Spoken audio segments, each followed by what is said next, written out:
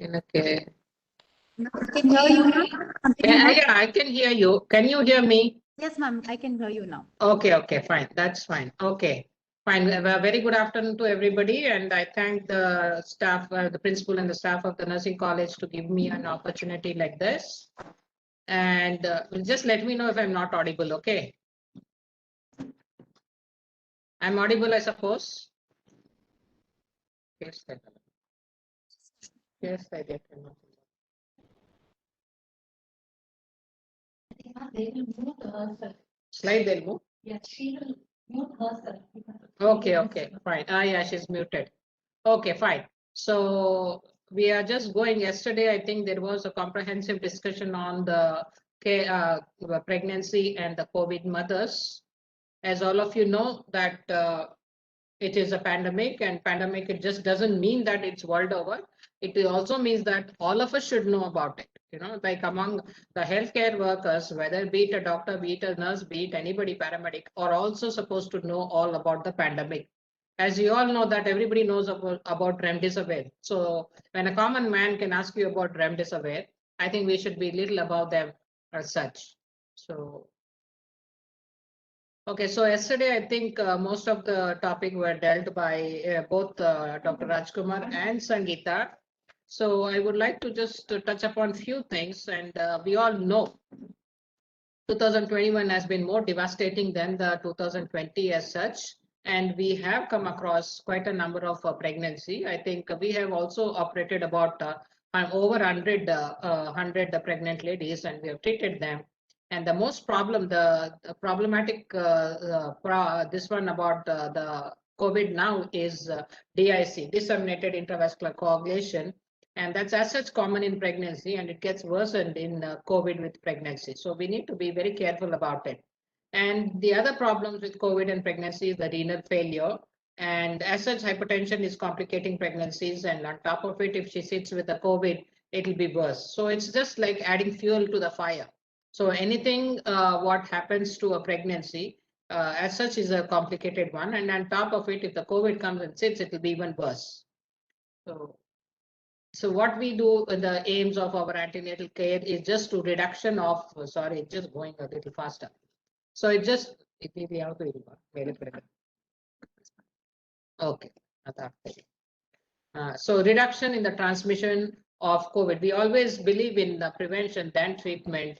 And, just like what the community medicine teaches us is that prevention is better. And then early diagnosis and early treatment. And I don't want them to go up to the rehabilitation center, time. So reduction is that, that there has to be a COVID appropriate behavior from all of us. It's our responsibility as a citizen of this country that we need to help the government to prevent this transmission. So we need to protect ourselves and our family and of course our neighborhood.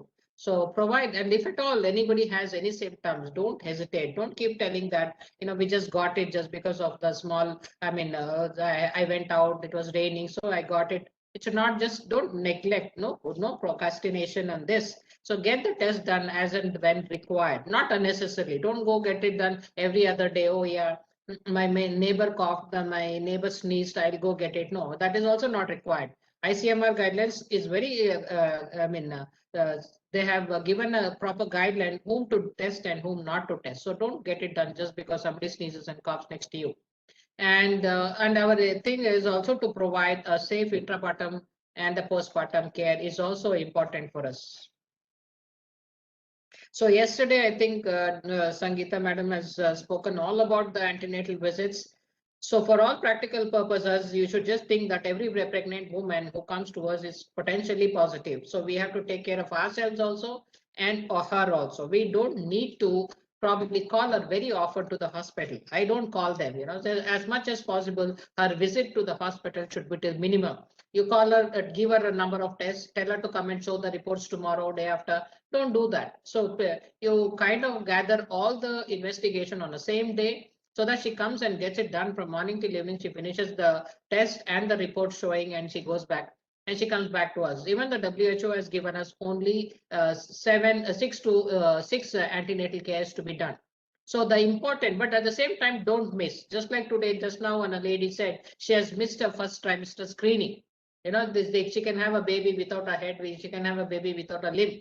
But she has missed the screening because at home she was told that if you go to the hospital, the corona will come. Corona will not just come just because you come to hospital. You have to take all the precautions. I guess all of us should take a precaution for the next 1 or 2 years so for this to die down. Okay. So like that, at the same time, you don't miss the crucial tests, the crucial scans, unless you're symptomatic. We don't ask them. So like when somebody has got symptoms and she's turned out to be positive, she will not come to the hospital just for the next 14 days. It's not just to protect herself, ourselves. It's just even she should also not get reinfected. She should not also not get infected with the bacteria. So the major problem of this COVID is that bacterial infection, we kind of ignore it. So we don't want her to be exposed for anybody, any other infection. It can be reinfection also. It can be one variant, multiple variants are there. She might be having one variant of COVID and when she may have another COVID variant when she comes to the hospital. Preferably avoid hospital visit for the next 14 days unless she is very close to the delivery. Most of these women which we have seen are asymptomatic or probably when they have other problems of the hypertension or diabetes, we want to deliver them before term. So at that time, we routinely ask them for a RT-PCR, and if that turned out to be positive, in a way, 37, 36 weeks when we do, we know that they are not positive. If they are positive, we can buy some time. So we can buy a time of 1 week's time, and then by then I think if she becomes symptomatic, then we have to take care of her first. Okay, so we need to know when to call her and when to delay her visits. So if there is something called as a home quarantine. I think yesterday Dr. Rajkumar also told that not everybody who's COVID positive will be admitted. And see, admission has its own side effects, like at home everybody will be worried, and then she'll also be worried because she's not allowed to meet anyone. And she also may go into a little kind of anxiety and depression, as such pregnancy is associated with all this. And when you have the scan due, it has to be done unless they are symptomatic. So only symptomatic people will delay their visit by 14 days. If asymptomatic, most often they get negative by 7 to 10 days. So they can visit the hospital after 7 to 10 days. We have even delivered ladies after 7 days after they're being positive. These are all asymptomatic. Asymptomatic usually may not be that infective once they become negative. But though ICMR says you don't have to repeat a test for the asymptomatic, but in obstetrics we differ. So we need to do this repeat test for them to be negative before we decide on delivery. So antenatal other medications she needs to take, whatever she's taking, that the due medications, that iron and calcium, and even the immunization can be taken. This iron, I am a little skeptical about it because people who are symptomatic with the COVID can have a ferritin level a little high. So probably during that 1 or 2 weeks, I will ask them to withhold the iron. So because we don't know whether it's going to add to the ferritin levels or not. But still, I don't want complications. So we just avoid them for a week or two. So what we do, this is what I have told, and this has also been told yesterday, that is about how often she has to come. And what is faster go with that. Okay, fine. So when they come in labor, see, preferably wait till they go into labor till 39 weeks. So yesterday Sangeeta spoke about antenatal. So let's talk about the intrapartum care. Okay. So when a lady who is positive, who's known positive and comes to us, or a lady who is unknown status comes to us in labor, because we cannot predict who goes to labor. And when we do a rapid antigen, if they are symptomatic, you need to do a RT-PCR. If the rapid antigen is negative in an asymptomatic woman, we consider as negative. There are little gray areas in all the tests as such. But if any has an RT-PCR positive who should come to us, she is expected to deliver, and she comes to us in labor. See, earlier the problem, this is the logistic problem. So logistic problem is in the COVID ward, We don't have a proper monitoring also can happen. So anytime fetal distress happens, to get her into the OT and get the baby out, it will take a little longer than the usual normal OTs. Because the usual normal OT, where there is anything like cord prolapse or something, we are able to push her into the OT within 7 minutes, the baby can be out. Whereas that can be in cannot be possible in COVID status. But we need to know which are the ones. We have to segregate the high risk and the low risk. If they are low risk, they can comfortably go through their first stage and the first stage of labor in the ward as such with an intermittent auscultation, intermittent monitoring of the fetal heart. Shift her to the labor room only when she's 6 to 8 centimeters. We have a makeshift OT come the labor room, and we do have an unknown status also. We have a labor room which is separate from the rest of it, and we definitely fumigate and do all the sterilization after each delivery as such. So in a lady who's in labor, so we need to monitor her saturation very often. So all the three things what we have to monitor in a COVID positive, whether symptomatic, asymptomatic, is the saturation, her respiratory rate, and if she has any other problems like breathlessness or tachypnea with respiratory rate and saturation and the tachycardia, we have to monitor every hour. Like how we used to monitor the BP and pulse routinely, we have to monitor saturation. We should not let her go into hypoxia. So if most of the asymptomatic women who go into labor will not have any intrapartum problem. Nobody has ever gone into the hypoxic status whose saturation has never come down less than 94. So a young lady will very well tolerate this, whatever minimal changes the COVID does. Only in a debilitating woman or who has a pre-existing problem may not be able to tolerate it. So monitor the oxygen saturation closely and the respiratory rate. See, when the lady is in pain and anxiety, definitely her respiratory rate will be a little faster than the normal ladies. So, but you don't take that into saying that, oh yeah, she's worsening. No, don't do that. So we need to, club it with the saturation level. And if the saturations are normal, above 94, 95, don't worry. And see, all the deliveries, it's always to be done in a tertiary care because we have other backup if in case anything happens to the baby or the mother. So it is always better. And I'm sure in Bangalore, I think no small nursing homes deliver. They either refer to the government hospital or the tertiary care center. So then saturation has to be continuously monitored if it is a problem, and the fetal heart can be monitored with a Doppler, handheld Doppler. Okay. So the thing here is we also take care of the healthcare workers also because they also need to prevent any infection to them. So for all practical purposes, what I have seen for the last 1.5 years is that it is all about the respiratory system. Because it's in the pandemic, I've also been, working with everybody, microbiologists, physicians, and the respiratory people, finding out how can we minimize the spread? How can we minimize the spread to everyone, be it a health worker or in the family? So it is usually because of the upper respiratory thing it is transmitted, and it is not transmitted through the umbilical cord. Don't think the baby will have COVID when it comes. The only thing, the antibodies can cross the blood, the umbilical cord and get in the baby, but that should not cause any problem to the baby because it will survive without any problems. So we need to know, because even the amniotic fluid, if the amniotic fluid comes onto you, you don't have to immediately go rush and take a wash and all that, because it is not seen in the amniotic fluid. It is seen in the urine and the feces, but she will use a separate washroom. Yeah, our ladies who are COVID positive, when they are using when they have to use the washroom for passing urine or to the motion, so she uses a separate one, and we take care of that, okay, because that can be shed in the urine and the feces as such.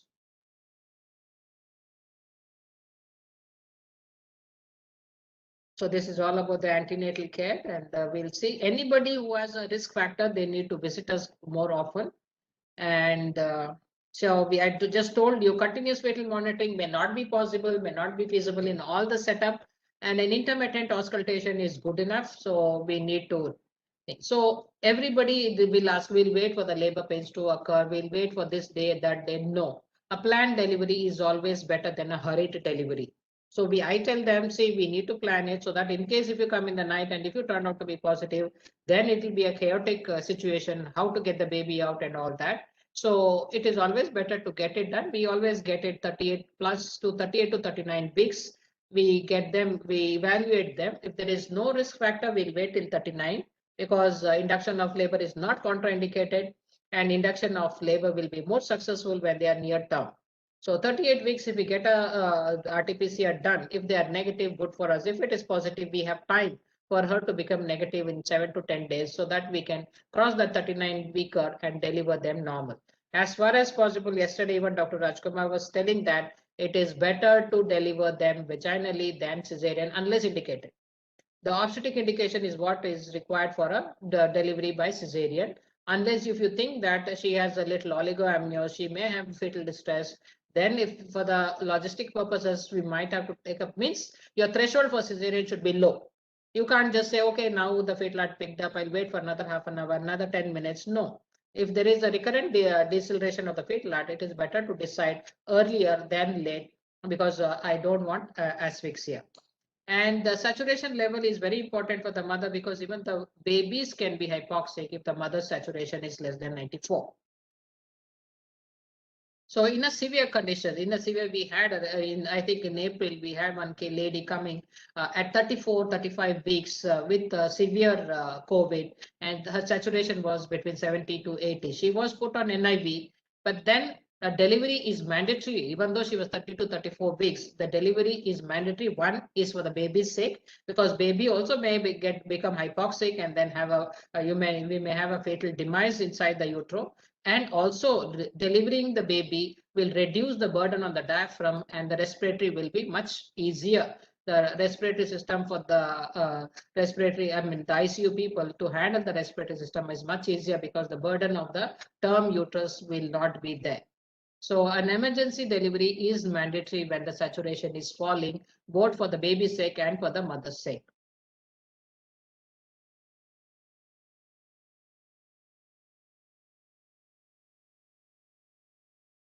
Okay, so severity of illness, all of us know that mild, moderate, critical, or whatever. There's one is asymptomatic. Mild to moderate is just like they'll have a mild like a common cold and cough, and they may have the temperature. When the temperature is not settling in 3 to 4 days, then you have to think of this, and it's a high grade temperature. It's just not 99, 90. It should be more than 100, 100.4. And then the saturation less than 90, 94, I would consider as, we have to act. We better overtreat them than undertreat them. Definitely going to the severe cases, that is dyspnea, hypoxia, that saturation falling 93 and lower down, that means almost 50% of the lung is involved. And so that's why we don't want. And this is also, this disease is just doesn't only sit with the lungs, it also affects the kidney and the liver, and they go in for a multi-organ failure. So that's why we do not want them to go to such a thing. So identify them early, treat them and appropriately, and deliver them if needed. So the time duration, we know.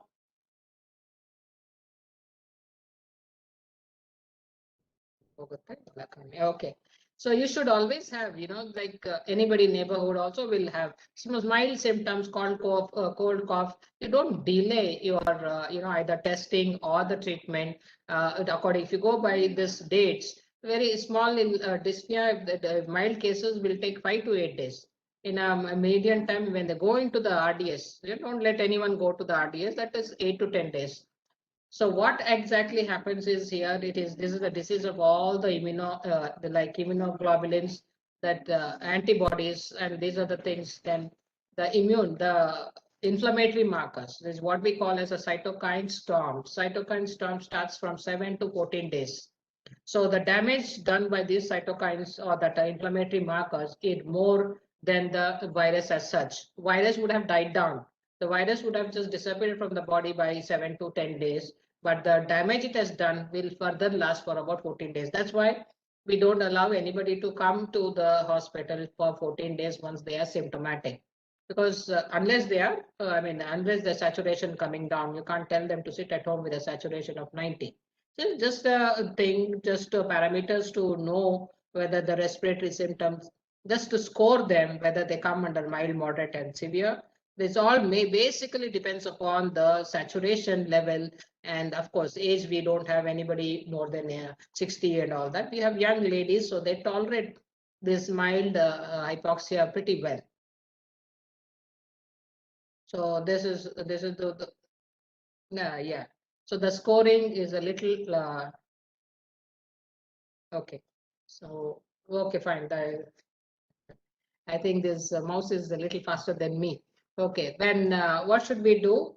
So when she is not in labor, when she's got a moderate moderate disease of COVID, you have to treat her like a non-pregnant. You can't just she's not any separate. If she's beyond 34, 35 weeks, better to deliver at the earliest. And no X-ray, no CT is contraindicated in pregnancy because baby is there. So the guidelines, the WHO guidelines says that she can undergo the X-ray or the CT. I mean, shielding the abdomen, we can do it. And we need to know, you should stratify the treatment depending upon the radiological evidence. So ARDS, that is, we don't want ladies to go to ARDS. And the fever, the persisting fever for beyond the 4th or 5th days, and the cough, and all these things which we have to look for. So all of you know the various treatment for the COVID as such. So keep her oxygen saturation above 94. So it's good for her and also for the baby. As I told you, young ladies don't decompensate very well. CT X-ray, if need be there, should be done. And never forget the bacterial infection. So when everybody knows that she's a COVID, we'll just treat her like an outcasted woman. We don't even go near her. We don't even see if she's got temperature because of something else. Even a urinary tract infection is quite common in the pregnant ladies. But at the same time, there are certain markers which will tell you that she's got bacterial infection. So all of us do a total count and differential count, and there is a rise in that neutrophils. Definitely that will tell it goes in favor of the bacterial. Procalcitonin and the increasing the CRP will also tell goes in favor of bacterial. So viral infections don't usually increase these two. So and these are the parameters which are done every 3rd day. Many people may say that don't do this, don't treat, don't nothing other than paracetamol. But would we do it for our own? We will not. So even if we are over treating and over caring for the condition, it is worth it. Okay. So do this test CRP, and you do this CRP and the procalcitonin every 3rd day. If there is increasing in that, you should consider the bacterial, and then you should see the antibiotics should be increased. I mean, to step up the antibiotics just than the normal routine one. So, and hydration is also very important. And delivery beyond 34 weeks, it is to be done at the earliest because we don't want problem to the baby or the mother. So all of us know, I told you earlier that X-ray and CT is not contraindicated if she requires. Unnecessarily, just for the mild disorder, you don't have to do it. But the saturation is dipping, I guess you need to get a CT or an X-ray done.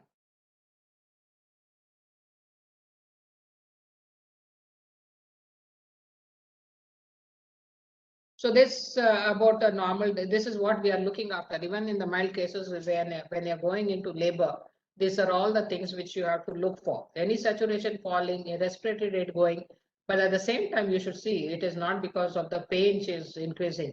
And there is no contraindication for labor analgesia, because anesthetics are available round the clock with the dedicated ones. So combined epidural and spinal is not contraindicated. Probably it will make her progress in labor little faster than those without any analgesia. So analgesia whenever, and even when she has an epidural catheter, it is always helpful if in case she needs cesarean section, that can be probably activated, then it will take a time taken to deliver the baby also will be lesser. So I'll not talk much about the COVID part of it. We'll see how the delivery and we have to be watchful for the people who are respiratory rate is more than 30 and they are having drowsiness or they'll be yawning. If you see that any lady who's delivered just yawning, that means she's going into hypoxia. That's the earliest one. So that's why when we are suturing an episiotomy, we keep talking to her to see whether she's yawning, she's alert or coherent and all that, to just to keep a watch on that, because otherwise we will not be seeing the head end. So you just keep a watch whether she's restless or become incoherent while talking. So you have to, protocols should be, escalate the protocols if the above saturation is for dipping or the respiration is increasing. Okay, this is same. Okay, the other therapy, I'm not going to talk to you about the therapy as such. The remdesivir is not contraindicated in pregnancy. It can be given. The vaccination is not contraindicated in pregnancy and in breastfeeding. So it can be given. The drugs can be given even though we don't know what it is going to do, for the benefit of the doubt, and the benefits outweigh the risk here. So an remdesivir can be given. Steroid therapy also can be given. Steroid therapy will be given only after 7th day or not earlier than the 5th day, because it will suppress the immune system and it will call for more of bacterial. So the other thing, the markers or the immunomodulators still under the studies. And postnatal care, I think yesterday, Dr. Sangeeta also spoke about it. There is no need to separate the baby from the mother, because baby should be by the side. All you have to do, like you have to take care of the baby, prevent direct contact. Like, mother will wear the mask, preferably the N95 mask when she's feeding, and she has to the hand washing. COVID appropriate behavior is the mainstay of all this.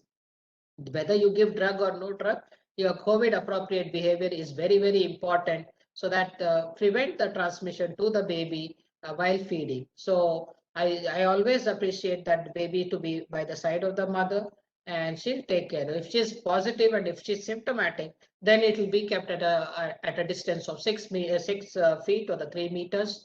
And she has to feed, because baby will get its other antibodies to prevent from other infections. So there is no contraindication. Encourage all the women.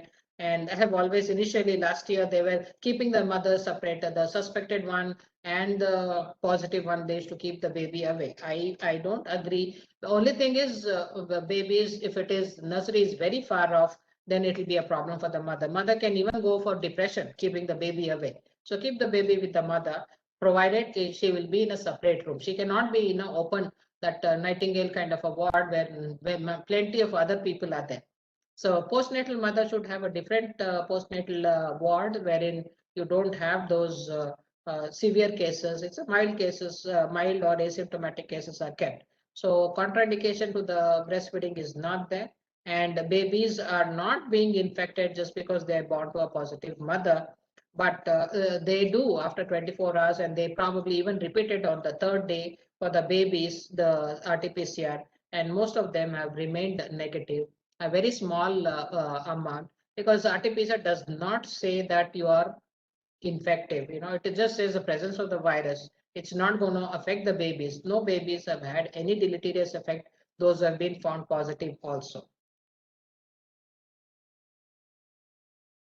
I think yesterday Sangeeta has spoken about the breastfeeding. I think that should be there. As I told you, general anesthesia should always be avoided or prevented, because it's an aerosol. That is for the healthcare workers problem. But if needs to be there, it has to be. Sometimes the spinal doesn't work, you might have to convert. It has to be converted, but the protocol to be strictly followed, because nobody should be affected. And all this labor room and the OT is under the negative pressure, so that the aerosol will be sucked out, and so that it will not infect the healthcare workers. So your main goal will have to be the maintain the saturation at 95. And I will not go into any details of this treatment, because it is more of medical part of it. And you have the various oxygen delivery systems. So we have this nasal prongs, which gives you a small dose. The nasal prongs can just give 4 to 6 liters of the oxygen can be given through the nasal prongs. Okay, this is the if the flow rate is high, then she will have the problems of the nasal mucosa will be, and that too it's not humidified. The nasal mucosa will be damaged, and she'll have problem. If you have to give more than 4 liters, then you have to go to the mask. You have either you have to have the mask or the rebreathing mask or the Bain circuit is what we have to use. And there are the different gadgets are there to see.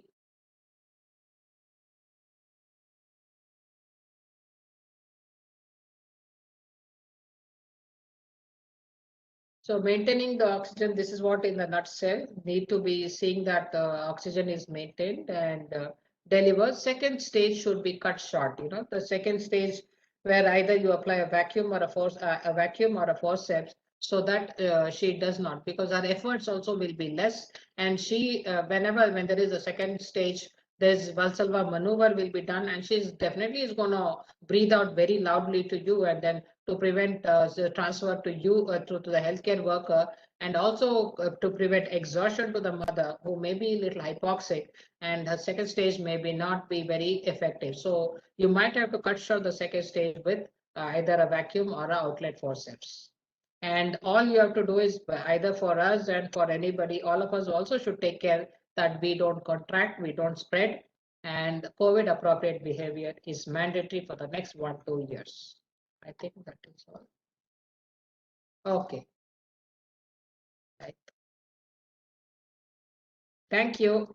I think thanks for any questions you can ask. Otherwise, you can ask Sangeeta or Shusha. Right, Ella?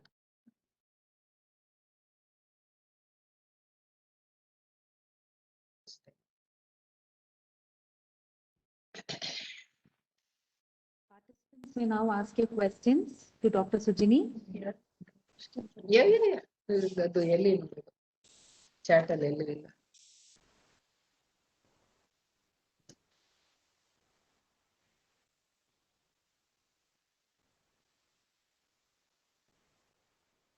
One question that's come up in the chat is, ma'am, can the feeding mother take COVID vaccine? Yeah, of course. There's no contraindication. It's not a live attenuated vaccine. It's all it's not only live attenuated one is contraindicated. Both pregnant ladies and the postnatal, the breastfeeding mothers can take it, and there is no evidence. Even if you have taken, somebody has taken it unknowingly that she was pregnant in the early, nobody knows any effect. So it is not a live attenuated, so it should not cause any problem to the baby or the mother. Gestational diabetes increase COVID. Any other See, question? there is an increased risk even for ladies who are morbidly obese. Obesity and diabetes are the risk factor for even the non-pregnant. So ladies who are gestational having gestational diabetes should take all the precaution to not to contract this. So I always tell them, the respiratory etiquettes, and I tell them to avoid contacts. So you can't tell people not to come to their house. I said, even if somebody comes to you, you please wear a mask. Okay, so this happens, like many people will come and visit friends and family. You don't, because so many of them will be asymptomatic. Even in our OPD, we sit and we ultimately tell them to do COVID test, they'll come positive tomorrow. So everybody should be taken as COVID positive unless proved otherwise. Severity, see, pregnancy is a condition where it is a slightly, any illness will be a little more virulent in pregnancy. You get chicken pox also, it will be more like we have to watch for the pneumonia. So any infection can be a little worrying thing in pregnancy. So preferably don't allow a pregnant lady, especially with the GDM, to contract this. The mother who's already been positive, according to the guidelines, 8 weeks you have to wait to get the vaccination. So after 8 weeks, she can get the vaccination. Till then, I think her antibodies will be there to protect her. But so many multiple variants are there, so they can trouble us.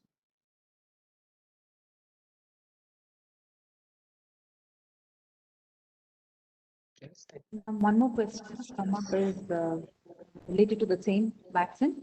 Can lactating mothers get COVID vaccination? Absolutely, no problem. A mother can take vaccines during her pregnancy, any trimester of the pregnancy. Preferably, we say after 12 weeks because we do not know the organogenesis. But if she's taken inadvertently before that, also it's not a problem. We need to follow them up. And absolutely, postnatal woman can have, as long as she's able to come out of the house, she can do it. See, many are people who will have come. There's a couple of them come say that she was positive, but her pregnancy test came today negative, positive. So she became positive both in the pregnancy and in the COVID. She's worried. So nobody has studied what COVID can do to the pregnancy in the early trimester. In the early trimester, most of these, there are so many receptors are there in the placenta. The one is that ACE2 receptors. So they are there in the placenta also, and they are the one predisposing for COVID also. So we have to yet to find out what is the problem with this early infection in the mother. So all I could say is that we just have to wait and watch. And this any viral infection can also give rise to endarteritis. That is, they will affect the arteries and the blood circulation can be hampered and they can have any problems. So no studies have been taken place as of now. So we just have to wait and watch. But we tell them to continue the pregnancy and do the scans as and when required and screen them little more thing. Only structural things can be found out by the scan, but not functional can only come after the delivery of the baby. We should give vaccination to the baby.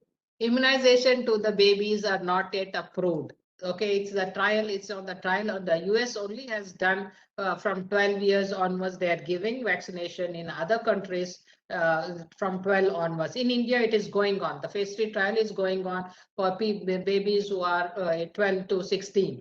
So I definitely a newborn does not require, it is not yet approved by any bodies to give vaccination, because it will have its own the antibodies, but we need to monitor the baby. We need to see whether the baby is running temperature, whether the baby is developing any respiratory problem, and appropriately we have to treat.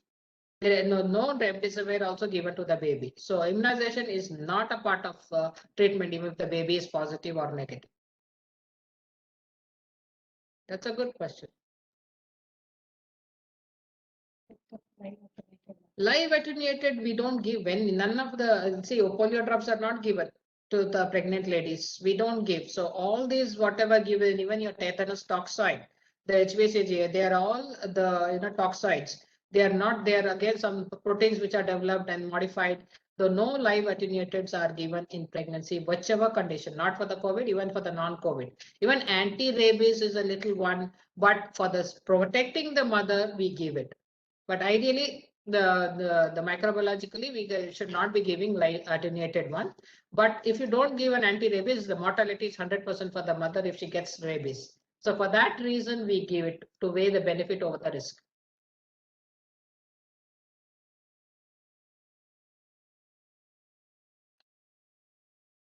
No.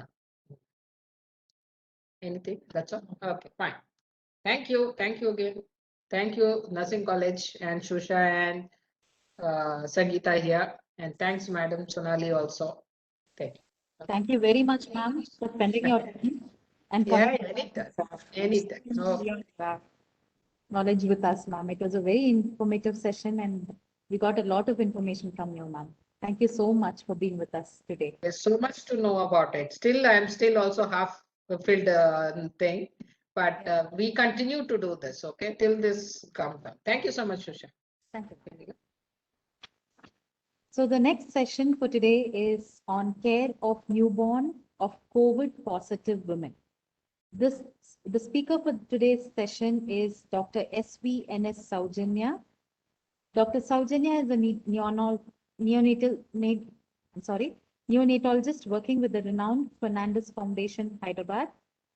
Ma'am has completed her MD in the year 2012 from Siddhartha Medical College and DNB in neonatology from Mehta Children's Hospital, Chennai in the year 2015.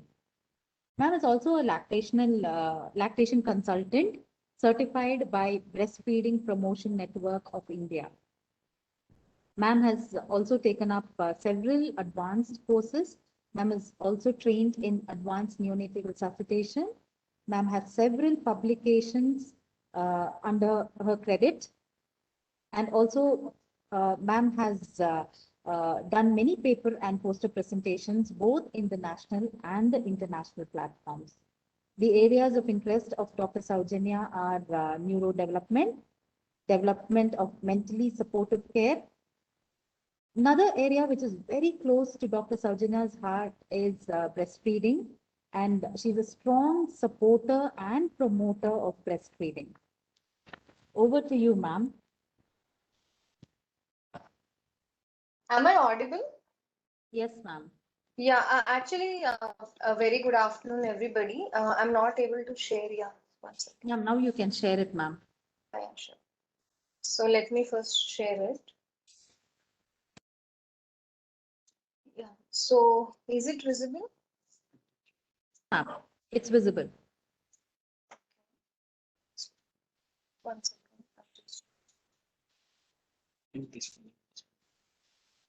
Yeah. So is the screen visible to everybody? Yes, ma'am. Yeah, and I'm audible, right? Yes, ma'am. Yeah, so very good afternoon, everybody. First of all, I would like to thank the Ramaya Institute of Nursing and Research for giving this opportunity to be able to talk on a topic, care of a neonate who's born to a COVID positive mother. And I don't think it can get any more relevant in these current turbulent times. So thank you for your kind attention. So let's proceed without wasting much time. So the scope of my talk today would run through these headings. So in order to cover a brief about the introduction and finally to how to manage testing of the baby. Is there any treatment? Do we have to look for any complications?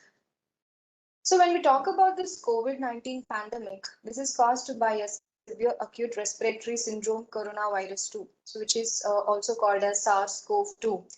And we all know that it has swept across the world in wildfire.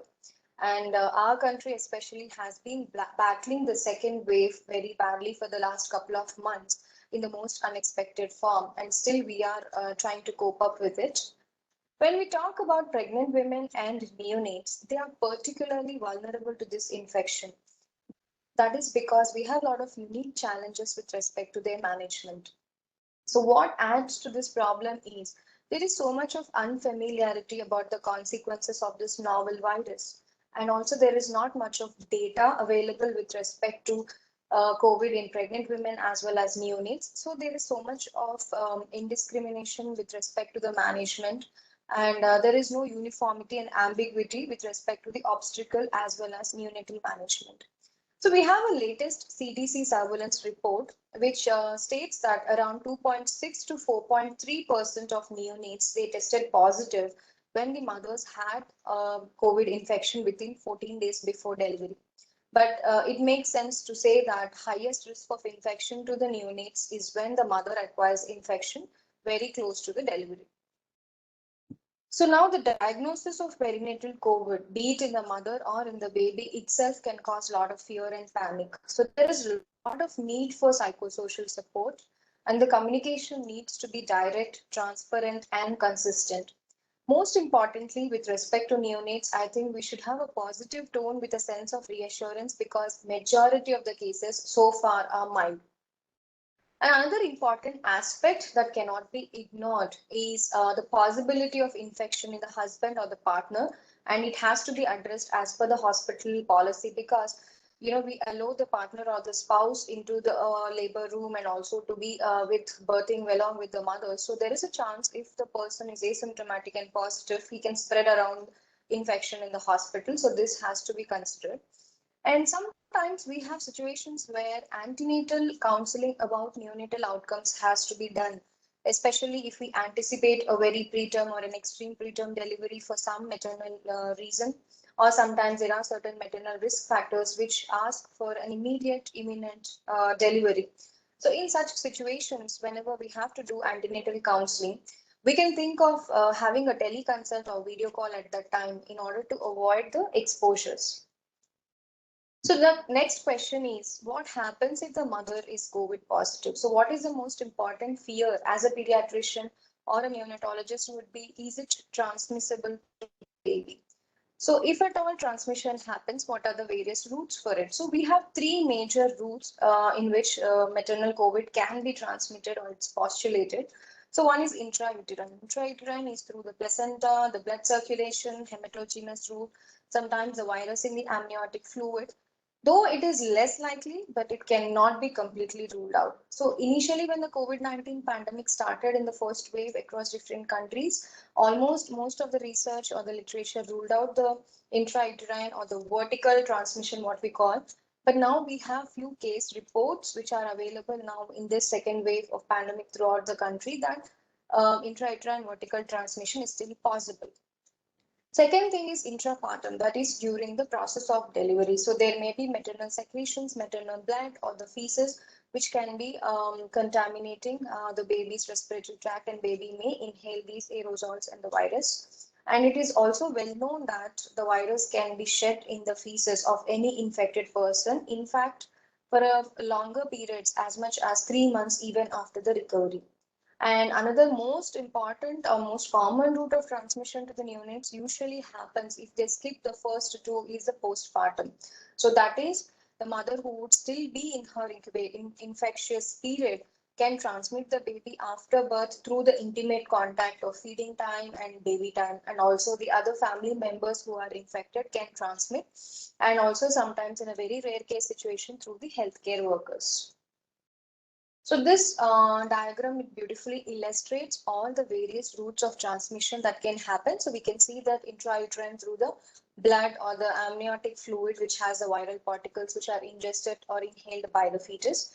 Intrapartum, as we spoke, it is due to the exposure to the infected maternal blood, feces, or secretions. And postpartum, of course, if the mother is not following proper COVID appropriate behavior or respiratory hygiene, so transmission can happen.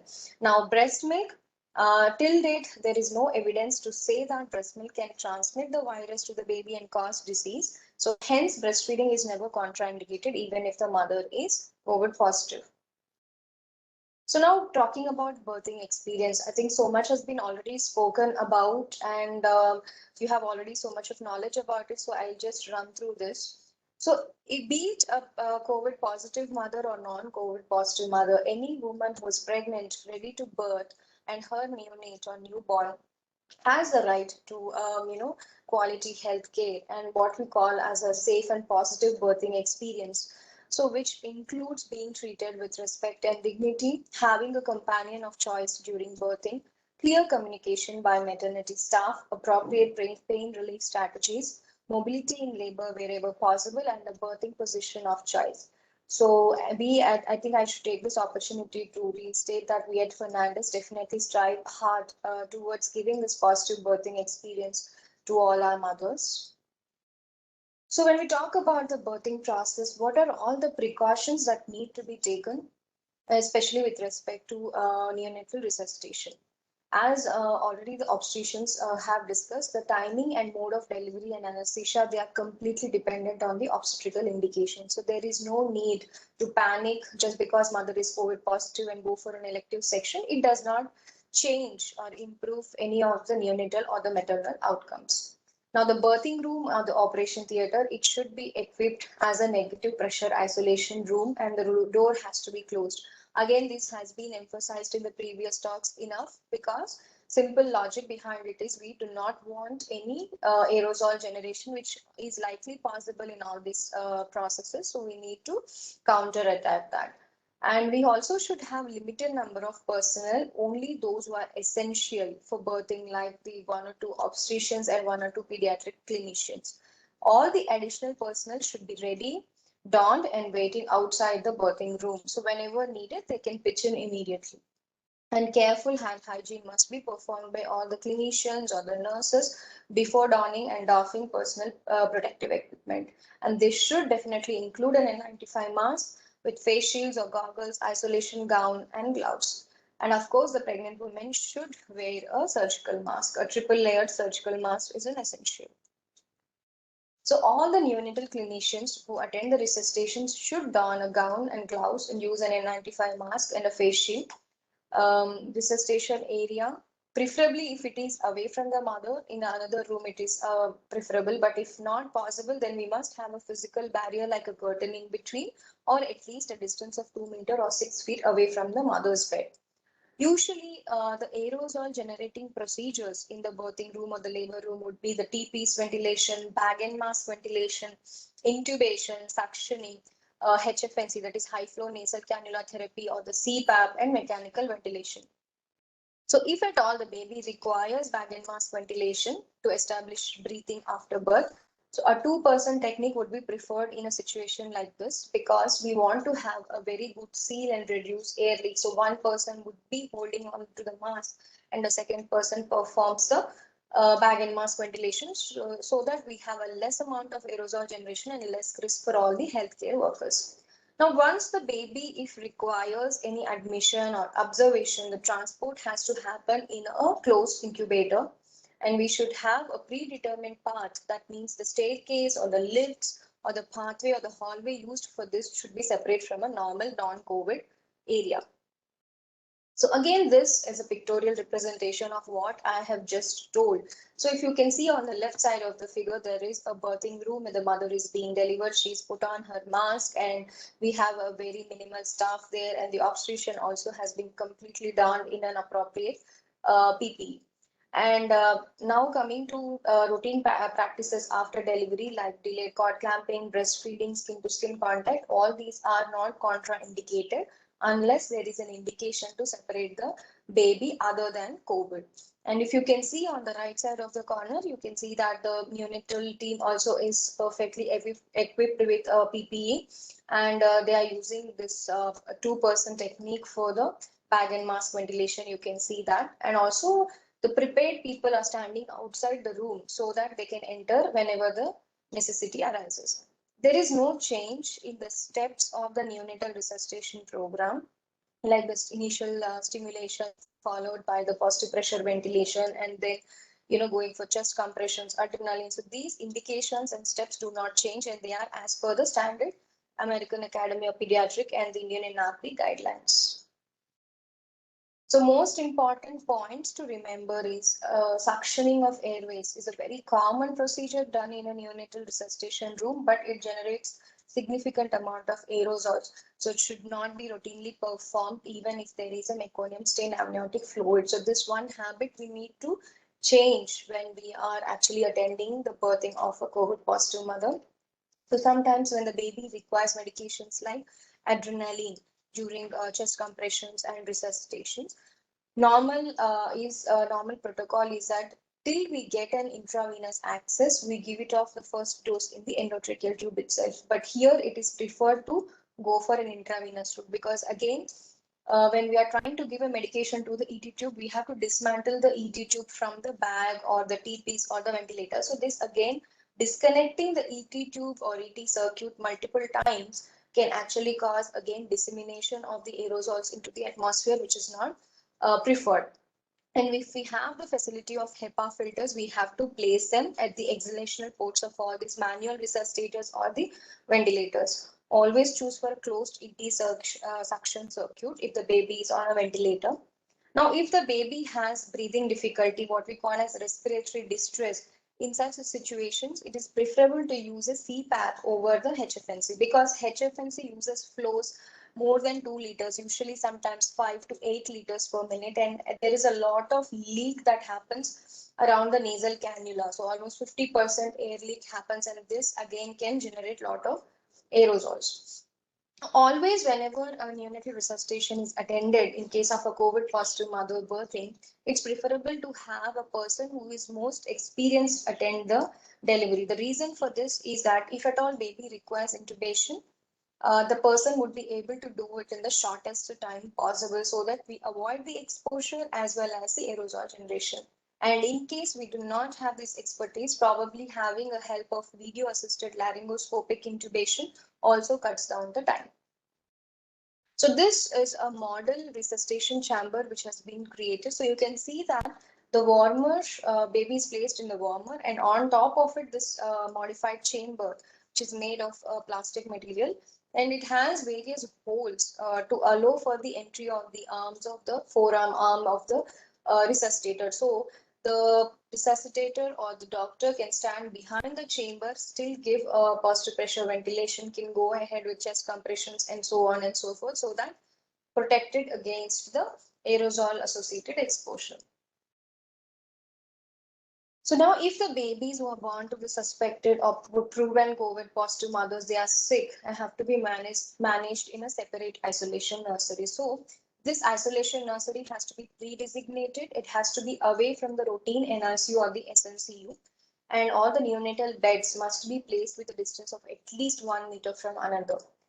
See, it is a luxury to have a negative pressure rooms, isolation rooms. So keep on talking about since the onset of COVID that you have a negative pressure isolation room, negative pressure. So in case we do not have an inbuilt negative pressure isolation room, we can create it by indigenous methods like use 2 to 4 exhaust fans. And if there is no central air conditioning and the room has an air condition, then you have to make sure in the settings, talk to your people that you have 12 air changes per hour and also apply filters to the exhaust air. So these are other small modifications we can make to again reduce the risk of transmission.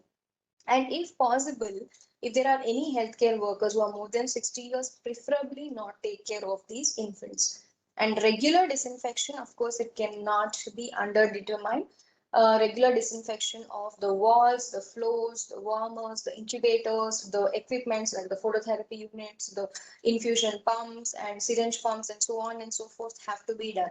Few have to be done every shift and few after the patient has been discharged, like the ventilators or the CPAP machine. So ideally we use 0.5% sodium hypochlorite and 70% ethyl alcohol. Now coming to the routine care. So components of the routine care are most important three. One is, skin to skin contact, breastfeeding, rooming in with the mother. So most of the national and international organizations have a similar viewpoint on this after enough research and evidence that rooming in along with the mother and continuation of breastfeeding has to be done unless the mother is too sick to be able to do that. Only American Academy of Pediatrics, it advocates separation and also giving express breast milk. But the most important approach in this is to discuss with the parents the interventions, the pros and cons of it, and also what is your own center experience based on this. And a shared decision making with the parents is always encouraged. So what are the problems with separation? So now we all know that it's such a contagious disease and so much of scare and panic is there all over the world. So why not just separate? Separation of the neonate from mother has its own detrimental effects. Like separation actually limits the opportunity for the parent teaching, disrupts the breastfeeding and may have negative impact on the mother newborn bonding. See, after all, it's a very emotional and a stressful situation. And in such situations, separation can create a negative psychological impact on the mother, which may affect her own recovery as well as on the neonates. They may have behavioral problems later on. Now, rooming in during the hospitalization also helps the mother and family to learn these infection prevention practices. So, for example, if the baby is separated and then suddenly they are discharged, and when they take the baby home, they are all very new and alien to these hand hygiene techniques. So they cannot implement and incorporate it on a routine basis. But when they are in the hospital, they are roomed in and they are every time emphasized about the hand hygiene, the respiratory hygiene, use of a mask and so on. They're already kind of acclimatized and used to this before discharge, so they can easily carry it forward at home as well. So the complaints actually will be better. And benefits of breastfeeding definitely outweigh the risk of passing infection from mother to infant. And most importantly, if the mother is exposed or infected with COVID-19, her body would develop some protective antibodies. And these few amounts of these antibodies will be secreted in the breast milk. So when the baby takes that breast milk, there will be some kind of protection against developing a severe form of disease. Of course, having said all these things, there is no other go, but the mother has to follow the hygiene recommendations very strictly. So what are the set of these hygiene recommendations the mother has to follow? So hand washing and hand rubbing before touching the baby and extracting breast milk is very important. She needs to wear a medical mask, a triple layered surgical or a medical mask, but make sure that it's properly. covering her entire nose, mouth, and chin during the breastfeed as well as the intimate contact with the baby. Preferably, she should avoid talking or coughing during breastfeed for the purpose of generating these aerosols. Replace the mask as soon as they become damp, and also she has to wear a fresh mask at every feed. And if the mother happens to cough over her exposed breast or chest, then she should gently wash the breast with soap and water for at least 20 seconds prior to feed. And she also should be trained not to touch the front of the mask and also keep pulling it down. So she has to only untie it from behind. So having said this, all the mothers who are stable, even if they are COVID positive or also having mild COVID symptoms, can go for direct breastfeeding. But in case mother is too sick, where she herself is on oxygen therapy or NIV or BiPAP or ventilator, in such situations, the parents, I mean the family caregivers can be given an option of either going for an express breast milk or an alternative feeding option have to be discussed at that time depending upon the sickness of the mother. Now, next most important question, being a pediatrician and a neonatologist, I get asked in the OPD, in the NICU wards, is that, do we really test the neonates for COVID? Oh my God, do kids get COVID? So still that myth is circulating that kids do not get COVID. See, nature has been kind enough so far that the neonates and kids have had milder form of illness. That is because of certain changes in their immune system when compared to the adults, but they are not completely resistant or immune to it. We need to understand that. And also we need to understand that whether they manifest with symptoms or whether they are asymptomatic, they still have the capacity to transmit it to the adults or to other children. So that's the reason testing becomes very important. And the next important question I get asked is, are we going to do the same test for what we do in the adults? Yes, it is the RT-PCR, which has to be done. So we take a swab from the nose, nasopharynx or the oropharynx, and sometimes rectal swabs are also advocated because we discuss a virus gets shed in the feces. So when have to do? Usually, if there is a history of mother being COVID positive, or if the baby had had contact with any COVID positive persons in the postnatal period, it has to be done, ideally within 24 hours. And if the first test comes negative, you have to repeat after 48 hours. So sometimes the baby would have some respiratory symptoms. There is no history of any COVID infection in the mother, but after 2 or 3 days of life after birth, the baby may suddenly present with pneumonia-like presentation, requiring hospitalization. We cannot find any underlying cause for that. In all such situations also, we need to do a RT-PCR given the pandemic nature. So as I was talking about why the disease is actually milder, that is because of the immature immune system. There is also a passive transfer of maternal IgG antibodies, lower expression of the angiotensin converting enzyme receptors 2, ACE2 inhibitors, which are required for the binding of the virus and entry and spread into the body. So all this will actually result in less inflammation, milder illness, and a faster recovery in infants and children. And most of the neonates who are affected, either they are asymptomatic around 80%, and the rest of them have mild symptoms. So when we go with the onset of COVID symptoms in the newborn babies, we have two types called the early onset neonatal COVID. The other one is late onset. So early onset, almost always, usually it happens because of a vertical or a perinatal transmission from the mother. So the symptoms start within 2 days to 7 days after birth. Most of them, they will be asymptomatic who get positive on a testing, or sometimes they develop symptoms like temperature instability, low-grade fever, loose stools, lethargy, irregular breathing, nasal congestion, loss of interest in feed, and so on. Now, this late onset neonatal COVID, it's nothing but a clear-cut postnatal exposure to the virus, so which can happen from any other family members who have visited the baby, or in the hospital setting, or mother who has acquired infection after the delivery. So typically it would come back as a readmission after discharge, and these late onset neonatal COVID, they usually present after 1 week up to 1.5 months. So they also present with similar features like temperature, fever, temperature instability, poor feeding, lethargy, feed intolerance. But in addition to that, they also have features of pneumonia. They also have X-ray changes, and some lab abnormalities also would be seen like leukocytosis, lymphopenia, and thrombocytopenia. They also have hypoxia. Now, long-term complications. So are there any serious long-term complications which we have seen so many we are hearing in adults, like thromboembolic events, strokes, myocardial infarction, trigeminal neuralgia, and now we have this mucormycosis or the black fungus and so on. So in neonates and children, do we have anything? Yes, there is something called as a multi-system inflammatory syndrome in children, MISC. So first it was identified in the kids. So it is nothing but a hyperimmune response after recovery from the COVID. So usually seen 2 to 6 weeks after COVID infection, and there will be a reappearance of fever and all signs of inflammation.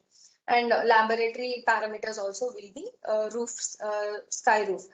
And this is a situation where we can manage using IVIG or steroid. This is the only situation where there is some role for intravenous immunoglobulin and intravenous steroid. But nowadays, we are also getting case reports in which they are noticing this multi-system inflammatory syndrome in the neonates. So in neonates, how does it happen? For example, if the mother was exposed or infected with COVID-19 more than 2 weeks before delivery, so that is when already the passive transfer of antibodies happens to the babies, and these antibodies may sometimes cause a hyperimmune response in the newborn. And as I said, it's multi-system inflammatory. So various systems will be involved at the same time. Like for example, in the cardiac system, there will be myocarditis, shock-like feature, hypotension, and all the cardiac markers will be elevated. When coming to the respiratory system, they will have hypoxia, respiratory distress, cyanosis, persistent pulmonary hypertension. Gastrointestinal system, they can have feed intolerance and NEC-like presentation. And the genitourinary and kidneys, they will have less urine output, renal failure, and generalized edema can happen. And hematological system, that is bleeding, clotting system, also gets deranged typically, and there will be increased tendency to bleed. So there will be DIC, disseminated intravascular coagulation like picture can happen with elevated D dimers and reduced fibrinogen, clot formation at the same time bleeding. So all these things can happen. And this multi-system inflammatory, this is a more serious form of COVID.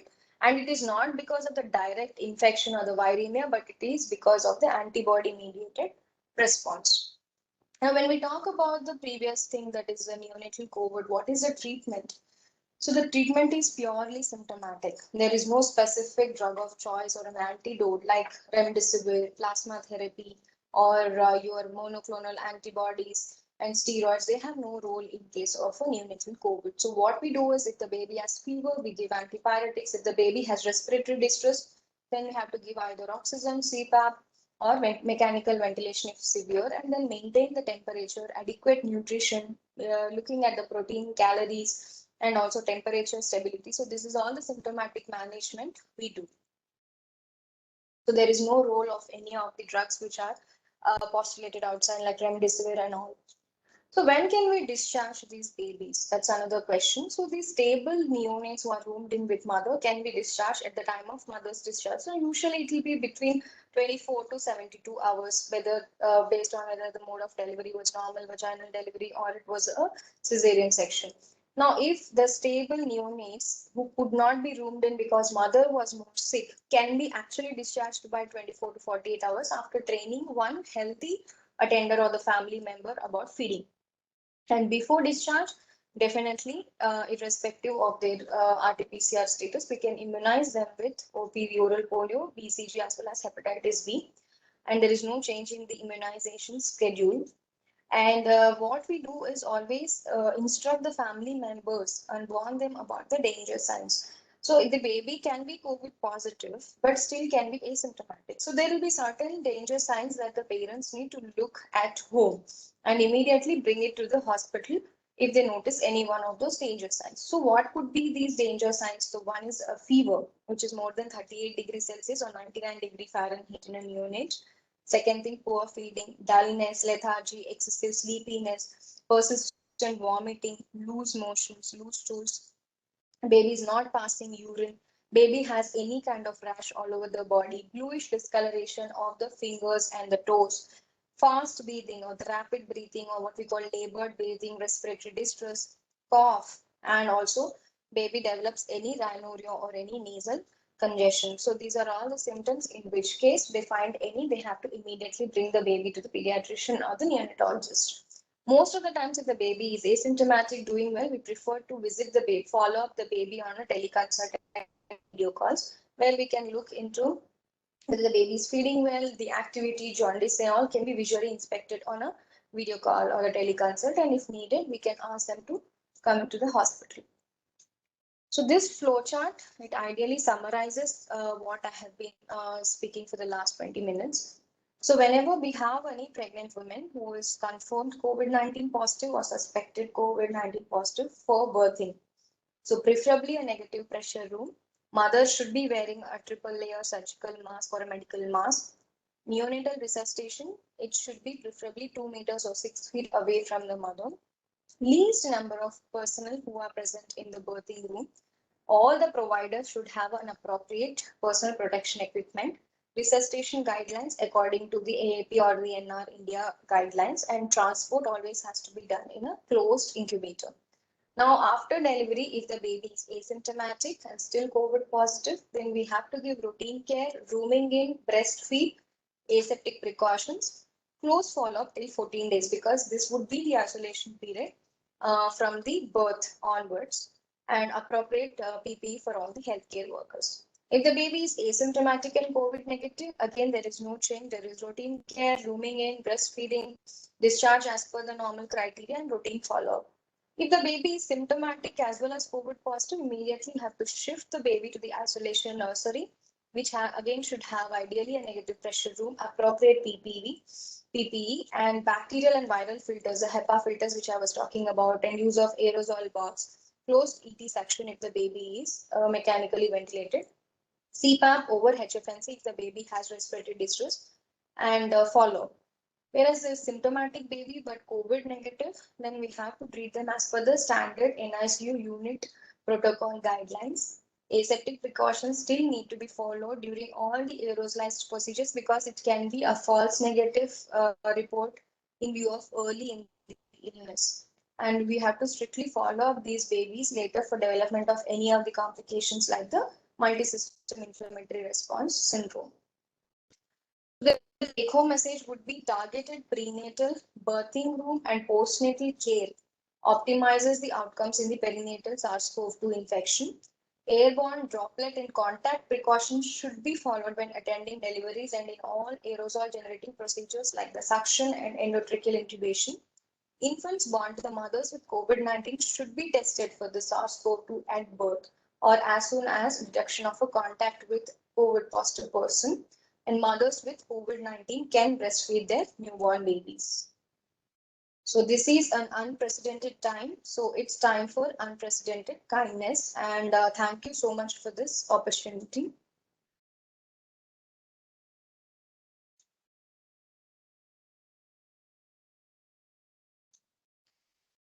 Hello. Ma'am? Yeah. Yes, ma'am. Ma'am, is there any question and answer questions in your Q&A section, ma'am? Yeah, I'm just checking. 1 second. If the baby is positive in COVID, then we should give the immunization to the baby or not. Okay, so first thing is that because we are talking about a scenario where the mother is COVID positive and the baby is born. So we send this sample at 24 hours, right? Before 24 hours, and it takes another 24 hours for the report to come. So if you have administered birth vaccines, that is OPV, BCG, hepatitis B, before that, it is fine. But now, after this, the report comes as positive. We do not have any other vaccination till 6 weeks. And if it's an older child, of course, if a baby turns COVID positive and there is any immunization nearby, we have to give it after 2 weeks of recovery. So after 2 weeks of recovery from acute COVID illness, you can resume back all the immunizations or the vaccinations.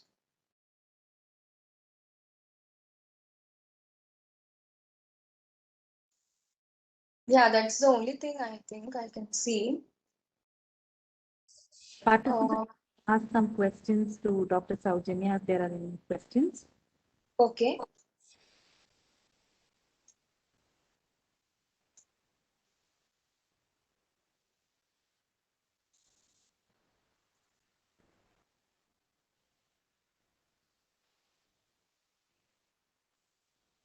Any questions, participants?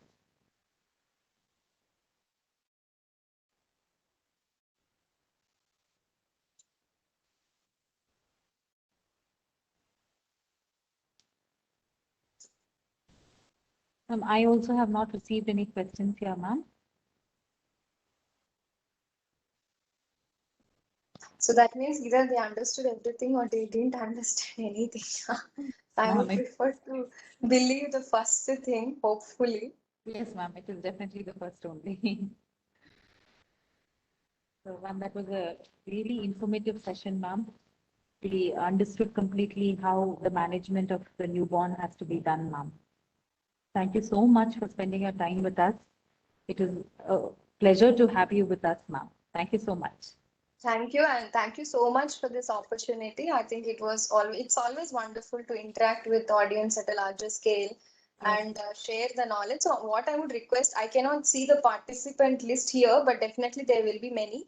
So only one thing is whatever you learn today, you please keep sharing it with others. So maybe when you're discussing with your roommates, where you meet some other medical professional or even common lay public.